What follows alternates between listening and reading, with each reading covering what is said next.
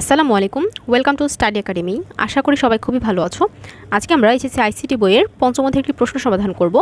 দুইটি সংখ্যার মধ্যে লসাগু নির্ণয়ের জন্য অ্যালগরিদম। ঠিক আছে, তো অ্যালগরিদম হচ্ছে কোনো সমস্যা ধাপে ধাপে সমাধান করার প্রক্রিয়াকে অ্যালগরিদম বলে। তো এখানে এখন আমরা এই সমস্যাটাকে অ্যালগরিদমের মাধ্যমে সমাধান করব। তো দেখি, প্রথমে হচ্ছে অ্যালগরিদমটা আমাদেরকে স্টেপ 1-এ অ্যালগরিদমটা স্টার্ট করতে হবে। এবার স্টেপ 2-তে অ্যালগরিদমে ইনপুট দিতে হবে। তো এখানে খেয়াল করি, আমরা এখানে কয়টা সংখ্যা দিয়েছি? দুইটা সংখ্যা। তার মানে আমাদেরকে স্টেপ 2-তে দুইটা চলক ইনপুট দিতে হবে। তো আমি দিলাম ইনপুট হচ্ছে এ এবং বি।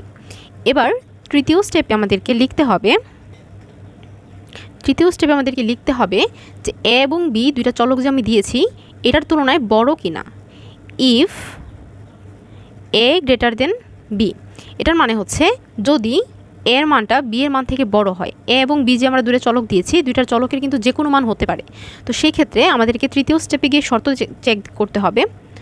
তৃতীয় স্টেপে গিয়ে আমাদেরকে শর্ত দেখাতে হবে যে এতে এবং বিতে যে মানগুলো নিয়েছি আমরা, সেক্ষেত্রে বি এর তুলনায় এর মানটা বড় কি না।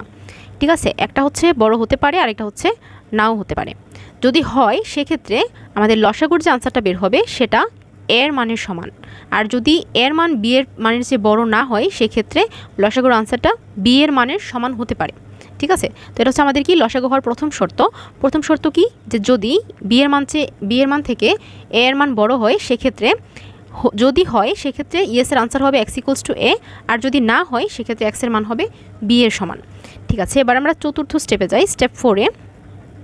স্টেপ 4 এবার দেখতে হবে যে এক্সে যে মানটা আমাদেরকে বের করতে হয়েছে, লসাগুর যে আনসারটা বের হয় সেটাকে আমাদেরকে এ দ্বারা এবং বি দ্বারা ভাগ করে দেখতে হবে। খেয়াল করে একটা জিনিস, যে 2 এবং 3কে যদি আমি লসাগু করি সেক্ষেত্রে দুইটার আনসার কত আসে? 6 আসে। তাহলে এই 6কে আমি যদি একবার 2 দ্বারা ভাগ করি, 3 দুগুণে কত আসছে? 6, নিঃশেষে বিভাজ্য অর্থাৎ 0 আসছে।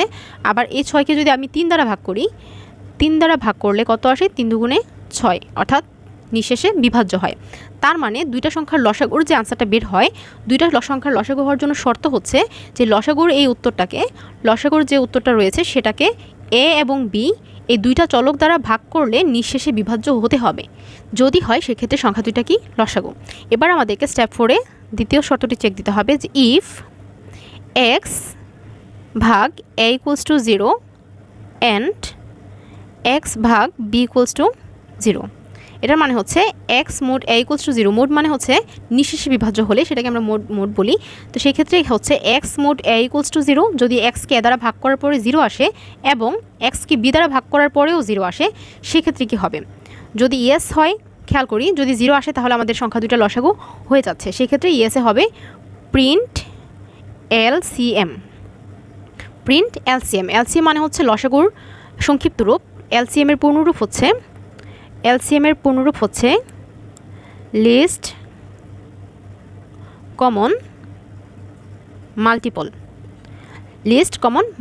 তো সেক্ষেত্রে আমরা এখানে কি লিখব? প্রিন্ট এলসিএম, অর্থাৎ যদি এই শর্তটা মানে সেক্ষেত্রে প্রিন্ট এলসিএম, সংখ্যা দুইটা লসাগু বের হয়ে যাবে। কিন্তু যদি সংখ্যা দুইটা লসাগু বের না হয় সেক্ষেত্রে কি হবে? যদি শর্তটা না মানে অর্থাৎ নো যদি হয় সেক্ষেত্রে হতে হবে এক্সের যে মানটা আমরা পাবো সেক্ষেত্রে এক্সের যে মানটা পাবো সেটার সাথে আবার x1 যোগ করতে হবে। আগের এক্সের মানের সাথে 1 যোগ করতে হবে।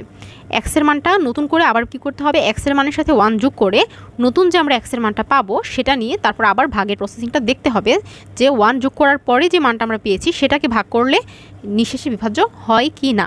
তাহলে সেক্ষেত্রে কি হবে? x equals to x plus 1,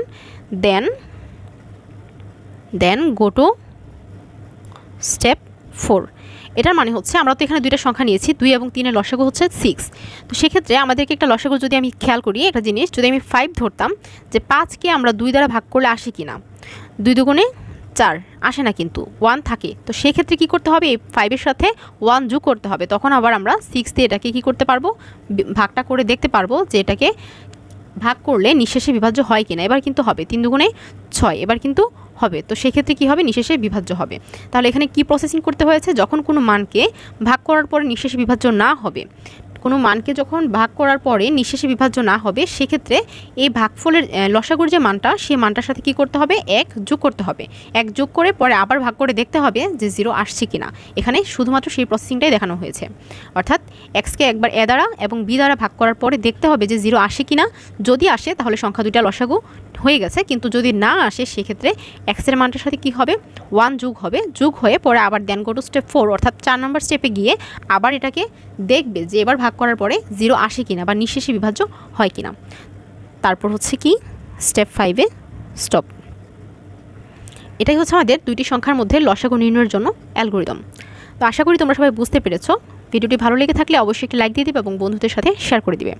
তো আজ এই পর্যন্তই। সবাই ভালো থাকো, সুস্থ থাকো। আল্লাহ হাফেজ।